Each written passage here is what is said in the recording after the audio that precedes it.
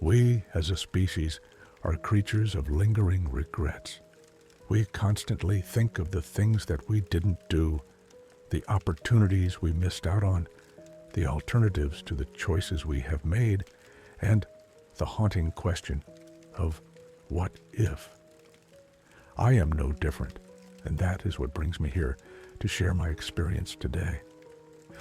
I have had a what if question that has persisted in my head like a broken record. It has lingered in the darkest recesses of my mind like a cockroach and has continued to fester there to the present day. What if we had just come forward with the truth? The answer to this question is not for the faint of heart. What I am about to describe is just as much a detailed recollection of events as it is a confession. What you choose to believe is entirely up to all of you, but I need the truth to be out there in order to repent. This all started a few months ago when I began communication with the dead. Now, this grave endeavor wasn't in vain, mind you. The main reason I entertained this idea and participated was because I was desperate. You see, I have lost a lot of people in my life, people I wished I could see again and communicate with that were no longer here. What I desired most was closure with my loved ones and friends, and death had taken that from me. That is until Jane and I were cleaning our basement out one day. We were moving some miscellaneous junk strewn about the basement to the garage for a donation or the trash. It was nothing more than a typical cleaning project that neither of us wanted to do, but it had to get done. As I was cleaning out a particular corner of the basement, I stumbled upon a box containing an Ouija board. Now, I didn't remember ever purchasing or acquiring an Ouija board, and I know for certain Jane wouldn't have either. She was not a fan of creepy things in the slightest. How it ended up there was a complete mystery. My immediate thought was to just throw it away. There was no reason for us to have it. It's not that I didn't believe in the paranormal or anything. I had an experience years ago that made me a believer. I just didn't think it was an item that should continue to be in our household. That is when a thought crossed my mind, one that I should have never begun to entertain the idea of. What if I could speak with those people I never got a chance to speak with again? This was an idea that intrigued me at the time. Reconnecting with people that were once in my life and knowing that there was a life beyond death provided a strange comfort to me. I can't explain it, but in that moment, I felt like I was compelled to use the board since I had found it. After pondering things over for a moment longer, I had made my decision. In hindsight, I should not have made a decision of such magnitude so recklessly. But regardless, my mind was made up. I placed the Ouija board back where I had found it, pretending that I hadn't seen it, and proceeded to go about my day, acting as if I hadn't seen anything. Tomorrow when I got home from work, and while my wife was still working, I would use the Ouija board. And that is exactly what I did. From that day forward for months, I spent that 2-hour time period before Jane would get home from work downstairs in the basement, communicating with the deceased. My usage of the Ouija board granted me the ability of being able to talk to my mother, my father, my grandmother, my grandfather, and anyone else I so desired to talk to. We discussed the afterlife, my life, and what I had never gotten to when they were here on this soil. It was a relief unlike any other, and I was grateful to be able to break the barrier between the living and dead to talk to my loved ones. It began so innocently with them. All I ever intended was to talk to them and to get some closure. but it became an addiction. I couldn't stop using the Ouija board. Over time, I had started inviting random spirits to conduct a conversation with me. It became therapeutic for me when I would ask these spirits questions and learn about them in addition to the unknown and beyond. Despite my morbid fixation on conversing with the dead, I never let anything get out of hand. My habit was always restricted to that 2-hour window I had, and I was always going to be in control of the situation. Yesterday, though, that all changed. I was going about things like I normally did with the Ouija board. The candles that circled me illuminated the basement as I was called out. Are there any spirits here that want to communicate at this time? My words echoed throughout the basement as I patiently awaited a response from beyond the grave. Some time had passed before the planchette I had my hands placed over began to shake. Slowly, it moved over to the word yes. I nodded my head and inquired, "Who am I speaking to?" Once more the planchette began to move and glided over the letters G, R, A, C, and E. I felt myself grow cold as if I had stepped in foot into a meat locker. My eyes widened in horror. That name. Grace, why are you communicating with me?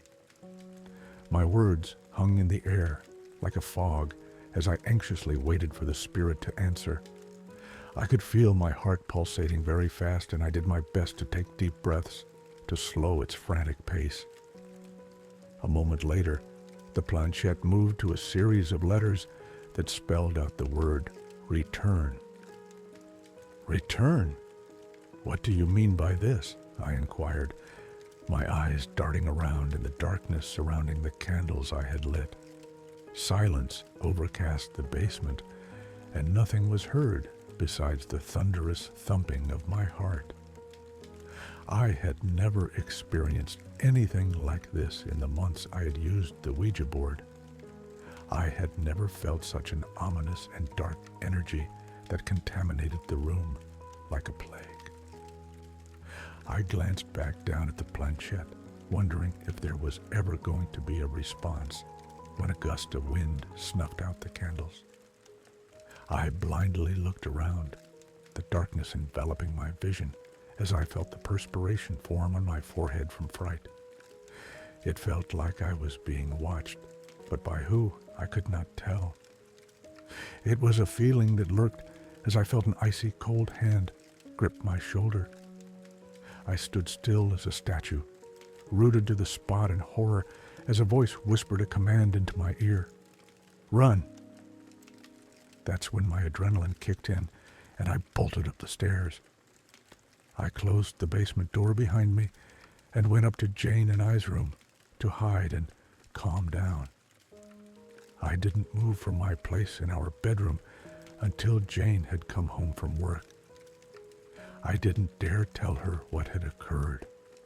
The last thing I wanted her to feel was unsafe and scared in the comfort of our home. I collected myself and went downstairs to greet her and resumed the evening like it was any other. When it was time to call it a night, I waited for her to go upstairs before going back down and hiding the Ouija board. I would take care of its disposal in the morning while Jane still slept. In the meantime, however, I was going to catch some much-needed rest and put this whole bizarre fixation of mine behind me. I promised myself from that moment onward that I would never communicate with the dead ever again. My weird addiction to the Ouija board had to end for the sake of my sanity and well-being. The room was painfully quiet in the early hours of the morning, almost as if time itself had stopped entirely. Darkness cloaked the room like a massive blanket as I lay next to Jane. A faint light crept in through the window, allowing for little visibility of the various pieces of furniture in the bedroom. My eyes scanned the room for a moment for any anomalies before resting my gaze upon her. She was still sound asleep, her breathing rhythmic as she continued to dream in peace. Her arms were wrapped around me lightly, like vines on a tree trunk. I slowly wiggled free from her grasp and rolled on my side. I was still in a dazed state, my eyelids fighting a losing battle to stay open, as I became self-aware of my heart beating against my rib cage. It thudded rapidly, like I had just been engulfed in a nightmare. I couldn't remember if I had been dreaming or not, but it must not have been important if I couldn't remember, right? That's what I told myself as I closed my eyes and wrapped myself back into the sheets like a cocoon. I lay still for a while, waiting for sleep to overtake my consciousness. When it seemed as though I was about to doze off, my cell phone that was on my nightside table lit up like a Christmas tree and began to ring. The vibration of the device buzzing on the table grated my eardrums as I let out a groan of frustration. I sluggishly reached out and silenced the phone without even acknowledging who it was. I turned to my wife to see if she had stirred at all, but thankfully to my delight, she had not been ripped from her slumber. I breathed a sigh of relief as I looked at the time, 3:03 a.m. Give me a break. I muttered irritably to myself as I turned back over, hoping to get some sleep. The idea of having to go to work on just a couple of hours of sleep was not a pleasant thought. The last thing I wanted to do was daydream about dreaming. I closed my eyes and tried my best to silence my thoughts. But not even a moment after I had nestled into the warm embrace of the sheets, the phone rang again. My eyes shot open, and I lunged out into the void of darkness to silence the phone. Good God, can I just get some rest? I buried my head under the blanket and face planted into the pillow, not wanting to think, see, or hear anything until 6 a.m. sharp, when I absolutely had to be awake. The sound of my phone going off seconds after my face connected with the pillow indicated that someone was still trying to get in touch with me. I begrudgingly lifted my face from the pillow and squinted to look at my phone, which shone like a beacon of light on the bedside table. I exhaled angrily as I yanked the phone from its place on the table and stared down at the screen. My heart immediately sunk as I read the name of the person who was vehemently blowing up my phone. Grace. It was the same name that was spelt out on the Ouija board earlier. I was confused. How was a spirit contacting me outside of the board? Was this the spirit that I thought it was? I chalked it up to it all being a strange coincidence and put that dreadful thought to rest. I hit decline on the call, and not even a second after I did, the phone began to ring again. This person doesn't give up, I thought, as I pressed decline call. The phone lit up and hummed violently as Grace continued to call again and again. I promptly kept declining the calls as they came through, and I was able to eventually block the person, resulting in a blissful silence falling upon the room. I gently placed the phone back down and was about to lay back down when I noticed Jane sitting up, looking at me in pure confusion. In the midst of all the chaos, I neglected the fact that the constant noise of my phone and I would have woken her. "What is going on?" she asked, as a yawn escaped her lips. "Nothing, Jane. It was just some stupid scam caller or something. I took care of it," I reassured as I returned to my place beside her in the comfort of our bed. As soon as she and I began to get comfortable, The familiar humming sound filled the air, indicating that my phone was going off. "Apparently, you didn't," she quipped as I snatched the phone from its resting place and messed with its settings. I was perplexed. I had blocked this person, so how was the same number calling? I decided to take matters a step further and turn my phone off. I held the power button on my phone and watched the brand logo light up on the screen and before dimming and blacking out completely. There. Now, I did. I breathed a sigh of relief as I returned to Jane's side and gave a light smile. That was way more complicated than it needed to be.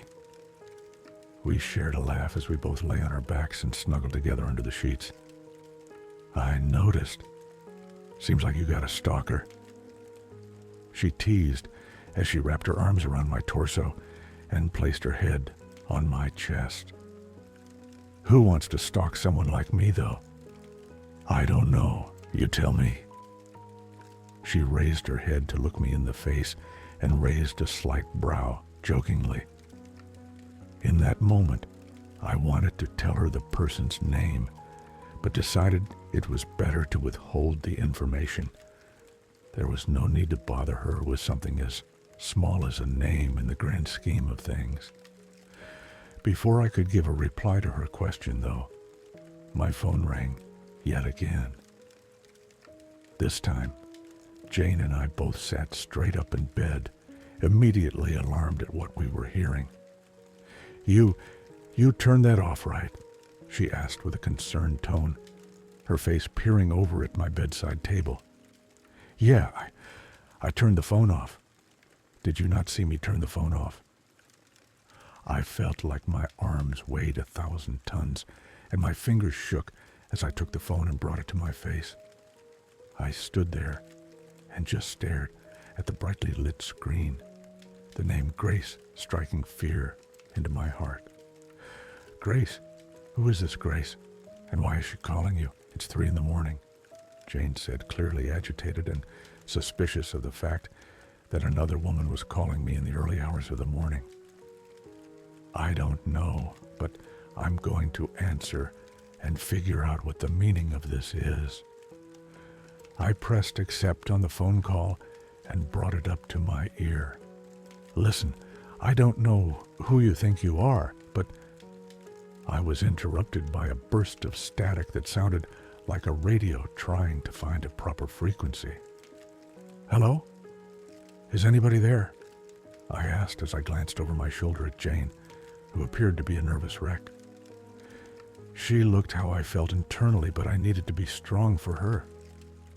I didn't want to look scared, but it was hard not to be. This whole thing was certainly strange. "Put it on speaker." Her voice trembled with a worried tone. I nodded my head and pulled the phone away from my ear. I pressed the speaker button, and we both listened with racing hearts as the static continued to blare. This noise persisted for a while before a faint voice crept through. "Hello?" The voice was weak, but there was no mistaking it. Someone was on the line. "Yes? Hello? Who is this? How did you get my number?" The questions poured out of me at a rapid-fire pace as I was trying to rationalize the scenario we found ourselves in. There was no response to anything I asked, and instead, we were left to listen to the static deafeningly sounded from the speaker. The moments we spent waiting for a response seemed to drag on in dog years, but eventually the voice returned, this time much clearer. "This is Grace." I felt my blood turn to ice. Every word pierced my skin like a hunting knife as I looked over at Jane, who shared the same horrified expression as myself. I felt my grip loosening on the phone as the world seemingly spun around me. This couldn't be real. None of this is real. "Leave us alone." Jane's voice broke the silence between the two of us. She seized the phone from what little grasp I still had and tried to decline the call. No matter how many times she attempted to hang up, though, the call would not end. If anything, the static sound got louder and louder, forcing Jane and I to cover our ears. As quickly as the static noise raised itself to ear-piercing decibels, it stopped. Jane and I were afraid to breathe as we listened to the phone for any signs of life besides our own. I could feel my limbs trembling from the fear and adrenaline. I was afraid to move in any capacity. I clenched my eyes shut and prayed for this to end. I could feel Jane's face hovering above my shoulder, and I could hear her trying to stifle cries of terror. The silence on the other end of the line was somehow more deafening than the static coming through just moments ago. It was not to last, however, as the voice returned and spoke clear as day from the other end of the line. "I'm here." The voice stated in an aggressive rasp before the phone call suddenly ended and the screen went to black. Jane and I sat in the darkness, paralyzed by our own fear. We weren't sure of what to make of what had just happened. It was like a piece of fiction had come to life. There was nothing fictitious about this, however. This was the gravity of the situation coming crashing down upon us. There was a reason why that name had sounded so familiar earlier downstairs with the Ouija board. The voice on the phone all but confirmed our suspicions. She and I locked eyes in horror, and I felt myself shiver at the revelation.